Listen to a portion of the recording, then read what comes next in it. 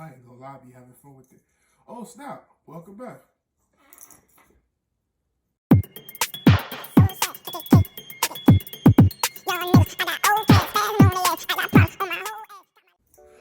What's going on, guys? It's your man C to the J to the C, straight for the 305 Miami-Dade County. But y'all know I moved out here to Orlando for college. Finished college, decided to stick around. If it's your first time joining my channel, you know what to do. Hit that bell, hit that subscribe button, so you can get the best story times on YouTube. But chill.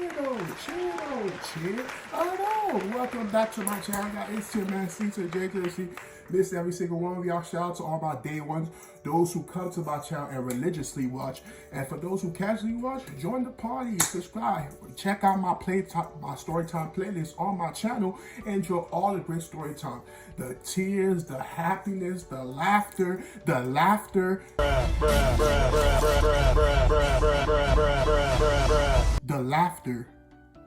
bruh. Well, I ain't even gonna lie. Welcome to my channel, guys. I appreciate every single one of y'all for staying tuned. And today we got another good one, another goodie. This is going back to third grade elementary school story time. Third grade. And if you're from Florida, you know exactly what I'm talking about. The Florida Comprehension Assessment Test, aka the FCAT. The FCAT is basically a test that every third grade has to take, the writing, reading, and math, all three. And if you don't pass a certain amount, like basically the reading and math, you could fail and repeat the third grade. A lot of people have failed the third grade in Florida because of the FCAT. It's something that they take, like it might be a joke in other grade levels, even fourth grade and fifth, or even second and first. But in the third grade, you take it serious. If you do not pass the FCAT, you do not move on to a fourth grade. But so that was my comprehension. I just came out of second grade, had the best math teacher ever, and Miss Moran. Shout out to Miss Moran. And second grade is actually where I watched Wizard of Oz. Yeah. So going into third grade, it was basically a whole new test, a whole new challenge, ready to take it on. And we all knew about what comes with moving to third grade, the FCAT, and the importance of passing the FCAT, or you gonna repeat. You hear me? Like you gonna repeat if you don't pass that FCAT. Like, bro, why I keep clapping? My bad, guys. He was always a great level ahead of me, and he somehow miraculously passed the FCAT. I'm not saying my brother's stupid, but he ain't smart to be. You heard me though. But yeah, he passed the MCAT. I was asking for advice. He said, just study and then take it. That's all his advice, study and take it. Something that decides your fate in the third grade, all you say is study and take it. Like, he's supposed to tell me a cheat code or some type of thing that basically gets me to that next grade level, the fourth grade where he at now. Funny thing about it, he fell to fourth grade, but that's another story time. Just chill though. But yeah, so I ended up with a teacher called Miss Batai, aka Miss Steve, but Miss Batai is like the Creole version. Y'all know I'm Haitian. Shout out to all my Zos, what they do to people I know. But the way of saying it in English is Miss Baptist. So Miss Baptist, you know, John the Baptist for the Bible, but Miss Baptist. So Miss Baptist, she was my third grade teacher, and what I heard from her, she was tough love, like basically show no mercy and no remorse. Imagine having a teacher showing no mercy and no remorse. In the year you have to pass the FCAT. In the year you could potentially not make it to next grade level because third grade is that much of a challenge and that hard. Well, yeah, I was stuck with Miss Batai. My luck, right? But yeah, bro, I was like this. I was like, damn, I heard the room, I know everything. But it was so good because I saw a few of my classmate from the second grade in there with me in Miss Batai. So you know how you always facing a challenge, but when you see familiar faces, you kind of like at ease because that just basically bring you out like, oh, if they doing it, I could do it. And my mindset was, I don't know about y'all, but every grade I enter, I always be like this, I'm a pass. You know why I always say that? Because I'm like, what's the chances out of everybody in this class? What's the chances of me not passing? It's like a lot of people that could fail, but I don't have to be the one of them. I could be one of the people that pass. My mindset was always like, it's gonna be a couple people failing, but it's like I always look around and see how much people in the class I'm smarter than.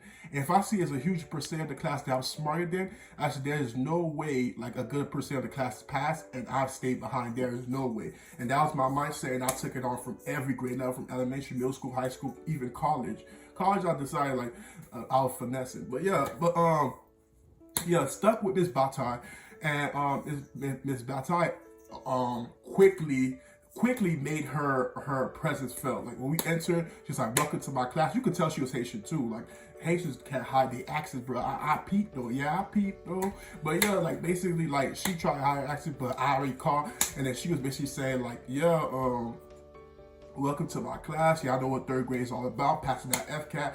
My goal is to basically throughout this whole school year, teaching y'all and getting y'all ready for that FCAT, and y'all back, because every teacher gets a bonus if a huge percent of your class makes it to fourth grade with great scores in the FCAT. So school year started, and Miss Batai was cruel, just like you said. Like she showed like she screamed at me, she screamed at students, she made students cry. Like she made you feel stupid, and if you got a question wrong, she's like, "We just went over it," and then she was a ruler, like bam, hit the table and say, "Listen, pay attention." Like she was one of those teachers that thought screaming, yelling, and making you feel stupid was the key to basically make you progress. Like she wasn't the ones that get it. Yeah, so my luck's getting stuck with it. So a year that you need a teacher that understands and basically could teach you the right way to pass the FCAT and make it to the fourth grade, you get stuck with a teacher that's basically showing no remorse, and think screaming and belittling you is the answer to basically making you smarter. Oh yeah, okay. But basically like I was just like, alright, like we just stuck where we just gotta do what we gotta do. It was people in the class, we did study group study together, like things that she taught when she screamed at us, asking questions. She always say like, if you ask a question, say like, "I just answered that question, like why would you?" It was things like that basically made you naive, and like, and you really screamed at me a lot. Like basically I was those type of students that always like, I need you to take your time with me and basically show me it the right way in chronological order, and take your time with me and understand with empathy. I'm gonna show you how great of a student I am. But if you don't have that empathy and if you don't take your time, you're never gonna see progression from me at all. I'm just saying. But yeah, like basically like she was just like screaming, yelling, mad, just like, "Oh, how y'all don't get it? How y'all don't get it?" And things like that.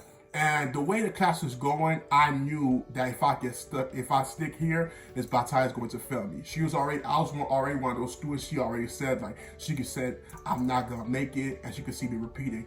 And there's a few people in the class that already repeated her class and had to take her class again. Like, bro, imagine you repeat a teacher class and you have to take the next school year again. Bro, I couldn't do that. So I was like, I told my mom how she screamed at me, yelled at me, the rules she used, and my mom was snapping. She was like, "What?" So the next the day of school, my mom went straight to her office. Her and my dad got the assistant principal, got anybody office, saying, "We gotta leave the office till something resolved. I want my kid out of the class." And then the assistant principal, Dr. Bowman, she was like, shout out to Tucson Overshire Elementary, 59th Street, Little Haiti. Yo, y'all already know. But Miss Dr. Bowman, she was just basically saying like, "How about my mom attends the class and see how things go?" And then Miss Batai, my mom sat by me for a whole class. Imagine your mom sitting by you for a whole class, but they allowed it just so she could see like how Miss Batai do things. That was the only day she like held everything in. And you know my mom Haitian too, so Haitian going at it, that's like boom, explosion, flames ready to begin, and you can't handle that heat in the kitchen. But basically, like my mom watched and she asked me a question. She said, "Oh, CJ, what's this and that and that?" And I forgot what the question was, but I couldn't answer it. And she said, "We just went over it. Do you pay attention? Do you listen when I talk?" And my mom said, "I'm a professor from Haiti, and talking to your students like that is unacceptable. You can't talk to him. My son deserves empathy." He basically goes with taking your time with him and making explain him things. That's the only way you're gonna talk. You talking to him like it's not gonna happen. Miss Batai said, "I was." Come on, hell no, to the no, no, no, yeah, to the no, hell to the no, to the no, no, no. Talking to you. She said, "Excuse me?" He said, "You can move right now. My son is not staying in your class. He's getting out of here. I don't know who the hell you think you talking to, but I'll slap the taste out of you." My mom say that. And mind you, this is all Korean. I'm just translating for y'all. Translation, y'all people. But yeah, my mom took my hand, grabbed me out, told Dr. Bowman, the assistant principal, she want me out the class, and she want me out the class ASAP. And Dr. Bowman said, "Okay, we try to make it work." And then she said she gonna do it. Mom every day asked me, they sent us paperwork, all of that. And she said, "What class I go to?" I said, "The top student class." We did it, and at first they was rejected, sent me to an honors class because I didn't have honors grades and scores from second grade. But after that, after my mom and dad like was on their ass, they did it. They sent me to an honors class. I was with Miss Young. Miss Young was Chinese. She was like imagine one with the Zen. She was all about meditation, good vibe. She had good brownies on Fridays. And if you were simple enough points in Miss Young class, she gave you prizes and everything every Friday. So good behavior get you those points. And those points, if you were simple enough points on Friday, every Friday she get brownies and prizes because you were a good student, because you get good grades, because you answer questions. And Miss Young was great. Being in that honors class, I took the FCAT, had a 2 on the reading, a 2 in the math.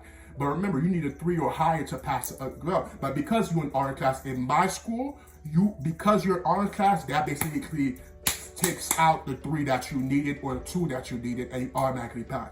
So thank God I was in honors class because I didn't pass the FCAT. But because I was in honors class, they moved me to the next grade level. I made to 4th grade.